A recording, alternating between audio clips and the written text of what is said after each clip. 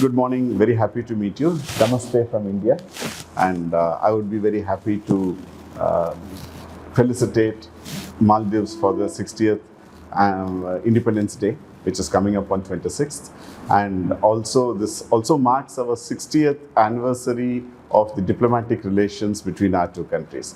So, through you, I would like to convey my best wishes to all your viewers and your readers for the wonderful Independence Day that you're having on 26th July. As I told you, India and Maldives have wonderful relationship. It is a geographically we are neighbors. We have had historical relations which dates back to many centuries behind. I mean, there is so much so that in Indus Valley civilization, there is a place called Lothal in Gujarat, from where the Dhonis used to come and go from between India and Maldives. So the seas, the ocean between us is something that has been traversed by all our people for so many years. India is a friend of Maldives, and India has always stood shoulder to shoulder with Maldives, whether it was in terms of any requirement because of natural disasters or anything man-made. We have always been there.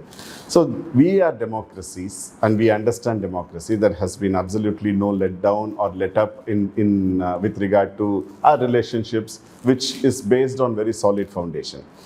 Yes, of course, throughout the period, whether it was now or whether it was earlier, we have always maintained very good relationship between people to people. The political relationship has been excellent. We have had various exchanges. The foreign ministries continue to meet with each other. The embassies used to meet with each other, and there has been regular interaction which has always helped us understand each other and proceed further. Our relationship is strong, and I am very happy that it continues to grow. I wouldn't say that it is because of any assistance that our friendship exists. Our friendship is something which India is there for Maldives. We have always been the first responder, whether it was the 1988 coup attempt in 1988, or subsequent the tsunami of 2004, or the water crisis in 2014.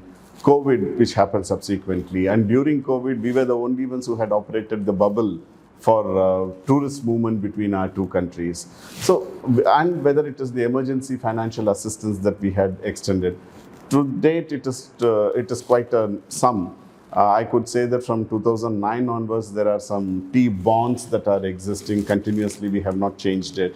We have given some currency swap, both in dollars and in rupees, to the tune of $400 million and 30 billion rupees. T bills have been subscribed without any interest for Maldives. We have taken care of the interest payment from Government of India. So our assistance, this is in terms of emergency financial assistance only, but in terms of capacity building, whether it is infrastructure or whether it is people, we have always been there, because our concept is something called as Vasudhaiva Kudumbakam, which means that whole world is one family. When I grow, I would want my neighbors to grow with me. I want my cousins to grow with me. I want my friends to grow with me.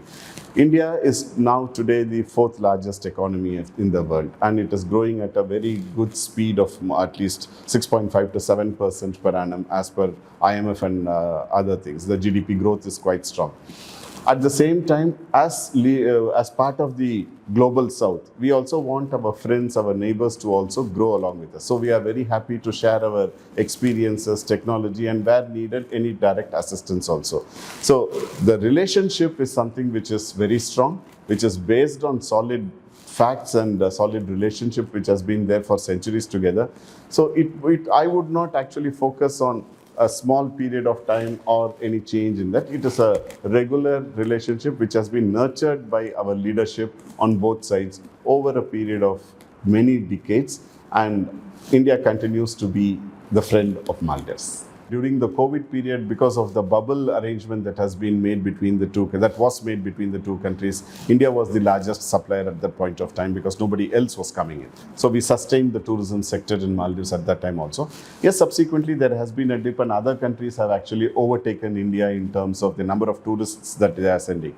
But the figures can speak to themselves, in the sense that last year, in 2024, we had more than 140,000 Indian tourists come in, and this year till June more than 60,000 have come in. By the way, the 1 millionth tourist was an Indian. And there are many Indian companies which are also setting up various tourist resorts. I know of at least another 4 or 5 of them who are constructing new resorts over here. So the flow is quite good. MMPRC has been doing a great job. They have actually appointed Katrina Kaif, one of the leading actresses in India, as the brand ambassador for Visit Maldives. And I'm sure there will be a lot of movement. What one should also be aware of is that Indian tourists travel at a different timing than the international tourists because of the school holidays and because of various other things which happen at different times rather than the apart from the western part of it. So there will be an uptick, and I'm sure that we would certainly be increasing the number of tourists who are coming over here from more than the last year. And in that connection, we are also working on various issues with the government of Maldives between the two countries to have something called as the UPI to come over here, the local currency settlement system, which will further attract Indian tourists to come over here. So I'm very confident that it is going to increase. It's very important visit. Last year, HEP, His Excellency the President, Dr. Mohammad Muiz had visited India for his first state visit. And so this would be a reciprocal visit that we are looking at. And there are various areas, whether it is in terms of capacity development or whether it is in terms of infrastructural development. We are working on various areas, including probably a bilateral investment treaty, terms of reference for the free trade agreement. All these things, these are under negotiations, and I'm sure the relationship will be on a further stronger footing. Every project, every country, every company which is involved in any of the project, it is their aim to finish it within the time that is allocated. And there may be some extraneous circumstances under which there could be some extension that would be sought. But that would be depending on the complexities of the project and the difficulties in terms of logistics and certain aspects of it.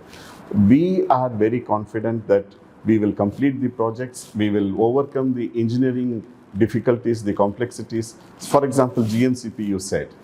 That is one of the deepest boring that we have done, in the sense that there are navigation areas where channels which had more than 55 meters of water, and then we have to put in another 65 meters of piling beneath the surface. So this is a little unprecedented. It has not been done. And similarly, the navigation segments that are being lifted and put in over there are 260 tons each. So it's a great project. It's a 6.7 kilometer long project, and a very economical one, I would say. Yes, there have been certain engineering complexities which have now been overcome, and we are very confident that we should be completing it in a very pristine manner for our Maldivian friends. Similarly, you look at the Addu Road project or any other project. Sometimes it so happens that, for example, a sewage line is to be laid. You will have to also understand that it's a functioning city. So when people are living over there, to put in the sewage line without much disturbance to the occupants of the houses, these are certain things which might push the timeline here and there. But Government of India and Government of Maldives are working together always to ensure that the projects are completed in good condition and in time and with cost effectiveness. Suffice to say that India is a friend of Maldives and will always work in the better and best interests of Maldives. I did mention about some of the emergency financial assistance that has been extended.